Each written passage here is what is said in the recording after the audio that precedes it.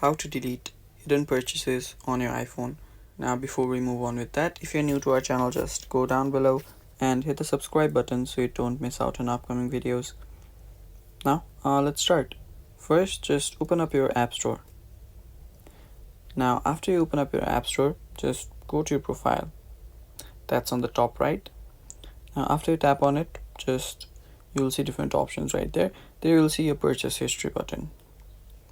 Now just tap on purchase history, and after some time you will be able to see all your purchase histories.